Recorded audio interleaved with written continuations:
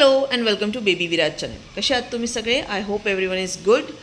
आज मी तुमच्याबरोबर जी रेसिपी शेअर करते आहे ती आहे पुलावची रेसिपी, व्हेजिटेबल पुलाव. कारण बऱ्याच दिवसांपासून पुलाव खाल्लेला नव्हता, तर मला असं वाटलं की आज पुलाव व्यवस्थित टाईम आहे तर बनवूया. आणि बऱ्याच टाईपचे व्हेजिटेबल्स आपण त्याच्यामध्ये ॲड करू शकतो, जे तुम्हाला हवं त्या. आणि ती सिंपल रेसिपी आहे, हेल्दी आहे. तुम्ही मुलांना टिफिनमध्ये पण देऊ शकता जर तुम्ही देत असाल तर. आणि हेल्दी असल्यामुळे जंक फूड वगैरे देण्यापेक्षा आणि थोडंसं चेंज म्हणून पण.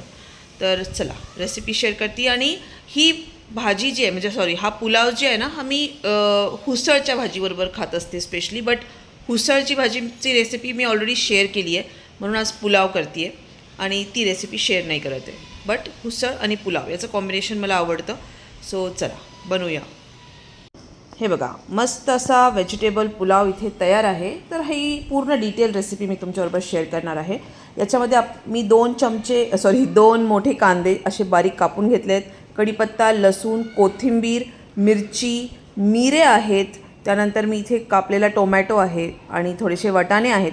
वाटाणे सोलून मी फ्रीझरमध्ये ठेवते. बटाटे आहेत, तुम्हाला हवं असेल तर गाजर वगैरे पण ॲड करू शकतात. तमालपत्र आहे आणि या मसाल्यांमध्ये जिरे, मोहरी ह्या सगळ्या गोष्टी आपण त्याच्यामध्ये ॲड करणार आहोत.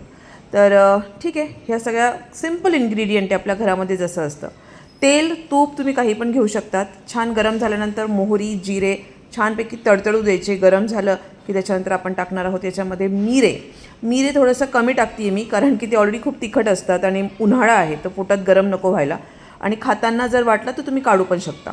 कढीपत्ता, लसूण व्यवस्थित फ्राय करून घ्यायचा. तमालपत्र मी याच्यामध्ये टाकले आहेत आणि पातळ असा कापलेला हा जो कांदा होता तोही मी याच्यामध्ये टाकला आहे. त्याच्यानंतर कापलेली 2च मिरच्या घेतल्या आहेत, खूप तिखट नाही आहेत. आणि आपल्याकडे जेवढ्याही भाज्या आहेत, जसे टोमॅटो असेल किंवा मग तुमच्याकडे गाजर टाकत असाल, बीटरूट टाकत असाल, वाटाणे टाकतात, ह्या सगळ्या व्यवस्थित फ्राय करून घ्यायच्या 5 मिनटं. आणि त्याच्यानंतर व्यवस्थित ते परतवून झाल्यानंतर असं काही नाही की तुम्ही त्याच्यामध्ये कांदा ब्राऊन कलर झाला पाहिजे, असं काही नाही. मी फोडणीमध्येच इथे कोथिंबीर टाकली आहे आणि ती खूप छान टेस्ट लागते. फ्लेवर खूप छान येतो जेव्हा आपण तेलामध्येच कोथिंबीर परतवतो. बस एवढंच टाकलेलं आहे. आणि आता याच्यामध्ये आपण टाकणार आहोत पाणी.